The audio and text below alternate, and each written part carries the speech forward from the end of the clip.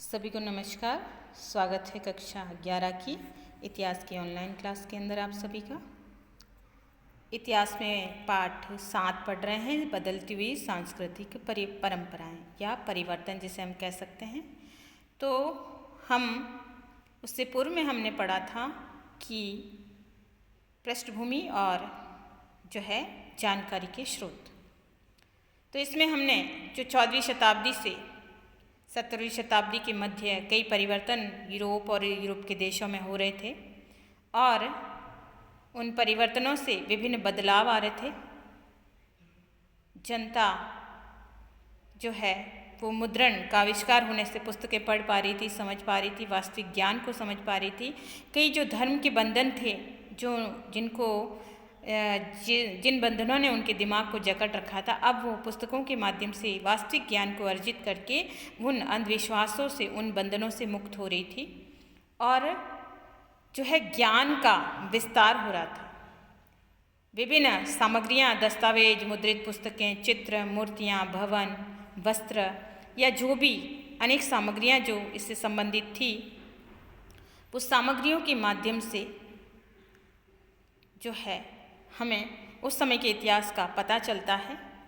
और इसके ऊपर जो अध्ययन किया था वो था 1860 में बरखाट ने अपनी पुस्तक लिखी थी, the civilization of the renaissance, यानी पुनर्जागरण। रेनेसा का अर्थ होता है पुनर्जागरण, कि किस प्रकार से यूरोप में पुनर्जागरण हो रहा था। यूरोप की जनता है वो जागृत हो रही थी, जागरूक हो रही थी, उसका ध्यान है वो मानवतावादी जो है दृष्टिकोण की तरफ जा रहा था। तो धर्म से हटकर मानव जो है भौतिकता, मानवीय मूल्य और जीवन में सुखवादी रवैये को अपना रहा था। तो अब यहाँ पर इटली के नगरों का पुनरुत्थान, उसी के चलते इटली के अंदर भी कई परिवर्तन आए। इटली में नए नए नगर थे, उनके अंदर भी उनकी जीवन शैली, उनका जीने का तरीका, उनके ज्ञान का तरीका, उसमें भी कई बदलाव हुए, राजनीतिक और सांस्कृतिक बदलाव हुए। तो हम समझते हैं उन परिस्थितियों को। पश्चिम रोम साम्राज्य के पतन के बाद इटली के राजनीतिक और सांस्कृतिक केंद्रों का विनाश हो गया। विनाश यानी पतन हो गया कि जब रोम साम्राज्य, जो कि विश्व का भव्य साम्राज्य माना जाता है, हम सभ्यता रोमन की पढ़ते हैं तो, और वहीं इटली में ही ये रोम साम्राज्य पनपा और उसके बाद उसने अपना साम्राज्य का विस्तार किया। लेकिन जब रोम साम्राज्य का पतन हो गया तो कई चीज़ें, राजनीतिक और सांस्कृतिक केंद्रों का भी विकास हो गया। इस समय कोई भी एकीकृत सरकार नहीं थी, यानी पतन के बाद परिस्थितियां विकृत थी। रोम का पोप जो अपने राज्य में बेशक सार्वभौम था, सार्वभौम अर्थात यानी सर्वे सर्वा, यानी उसकी बात को सभी मानेंगे, और यूरोप के साम्राज्य में, अपने राज्य में अर्थात इटली या अपने स्थान पर, और समस्त यूरोपीय राजनीति इतनी मजबूत नहीं थी। पोप जो था, यानी पोप जो होता है वो ईसाई धर्म का गुरु होता है, या धर्म गुरु, जिसमें संपूर्ण ईसाई धर्म के जो लोग हैं वो उन्हें अपना धार्मिक गुरु है वो मानते हैं। तो यहाँ पे जो है पोप जो थे या पोप जो था वो सार्वभौम था, यानी वो उसका एक मतलब कह सकते हैं कि एक छत्र शासन था और वो सभी जगह उसकी बात को माना जाता था। एक अरसे से पश्चिमी यूरोप के क्षेत्र सामंती संबंधों के कारण नया रूप ले रहे थे। सामंती संबंध यानी जो है चेंजेज आ रहे थे और सत्तावादी दृष्टिकोण है वो पनप रहा था, और लातीनी चर्च के नेतृत्व में उनका एकीकरण हो रहा था। लातीनी यानी लातीनी भाषा है वहाँ की, तो वहाँ पे लातीनी भाषा का प्रयोग भी बढ़ रहा था और इस प्रकार से जो है यूरोप के क्षेत्र है वो एकीकरण यानी एक हो रहे थे। और इसी समय पूर्वी यूरोप का जो साम्राज्य था, बाइजेंटाइन साम्राज्य के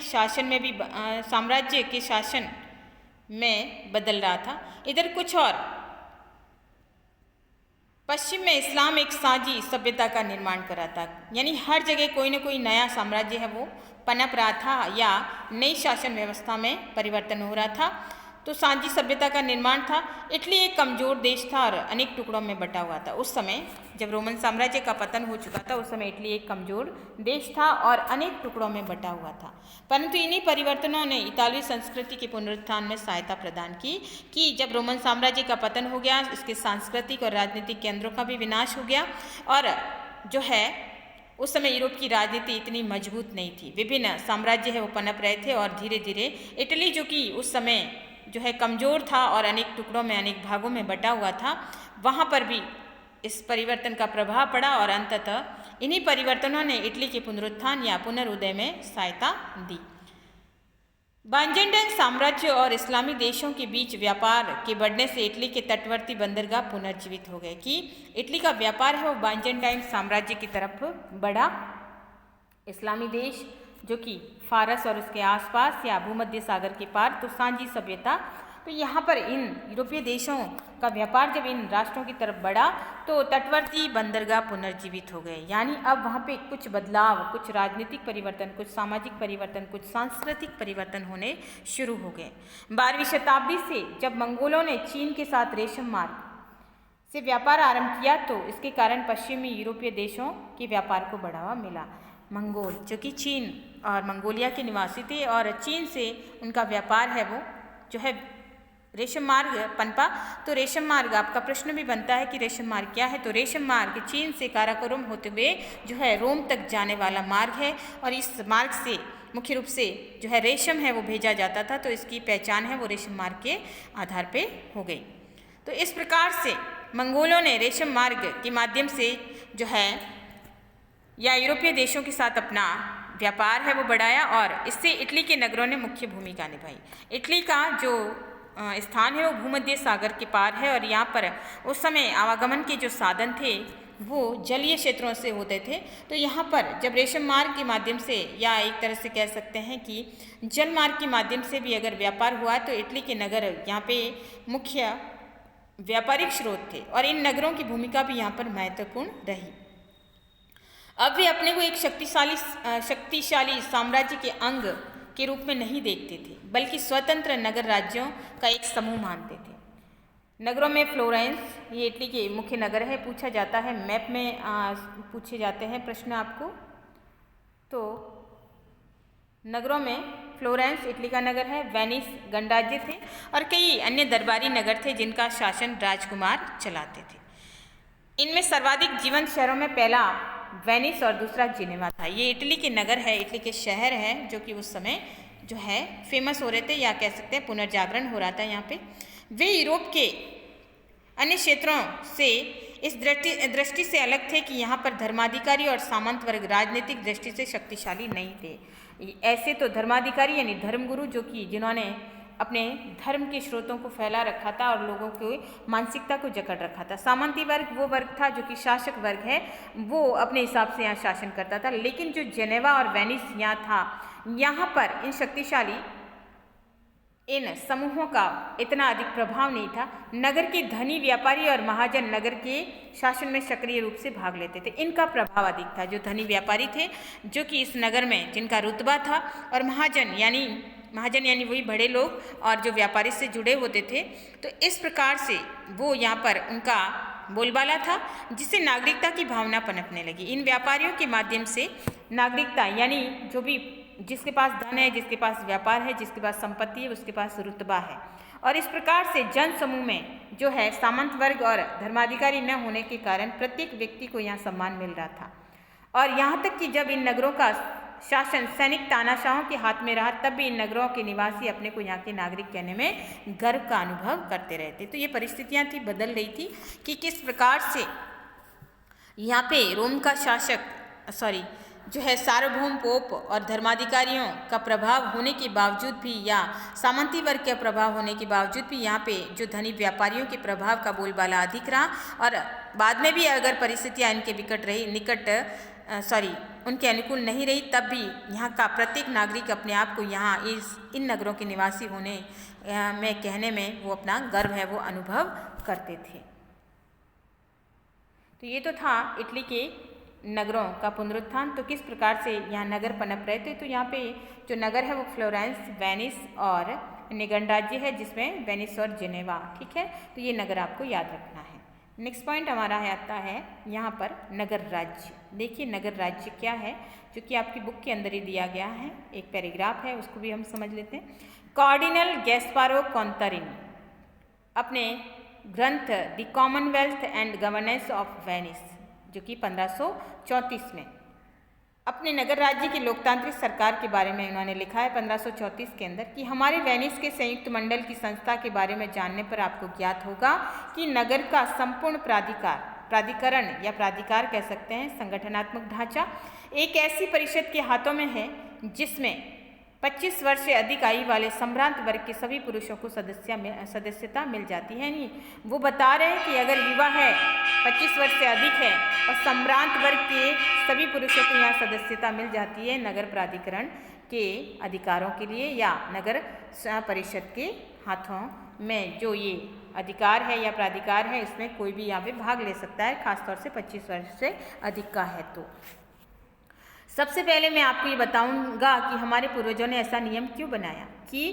सामान्य जनता को नागरिक वर्ग में जिनके हाथ में संयुक्त मंडल के शासन की बागडोर है शामिल क्यों नहीं किया गया, क्योंकि उन नगरों के में अधिक प्रकार की गड़बड़ियां और जन उपद्रव होते रहते हैं, जहां की सरकार पर जन सामान्य का प्रभाव रहता है।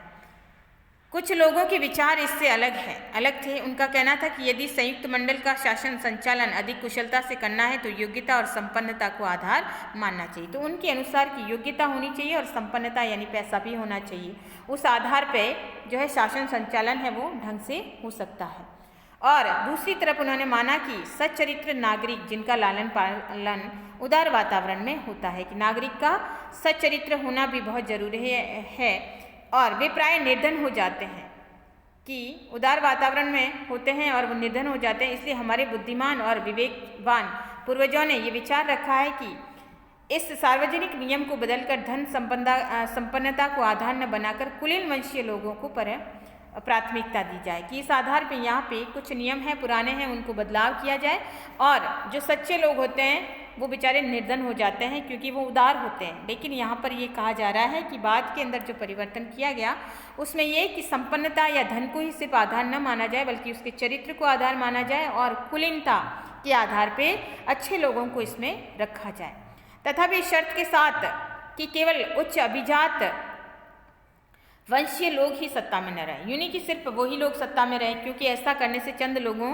की शक्ति काफ़ी बढ़ जाएगी, न कि संयुक्त मंडल की।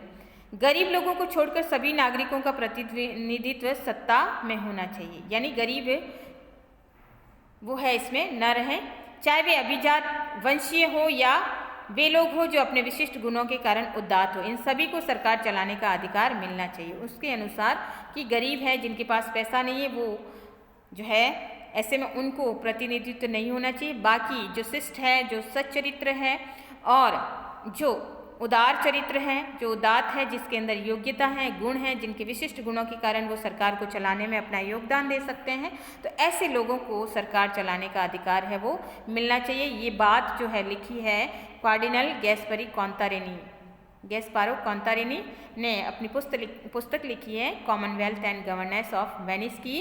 वेनिस की सरकार है वो कैसी होनी चाहिए, लोकतांत्रिक सरकार है वो कैसी होनी चाहिए, तो उसके लिए उन्होंने अपने कुछ निजी विचार है वो लिखे हैं। एक यहाँ पे चित्र बना हुआ है दी बेलिनी का the recovery of the relic of the holy cross, पवित्र क्रॉस के स्मृति शेष की पुनः प्राप्ति।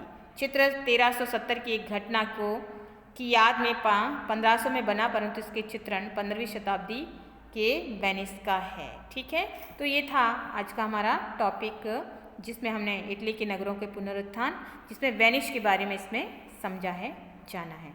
धन्यवाद।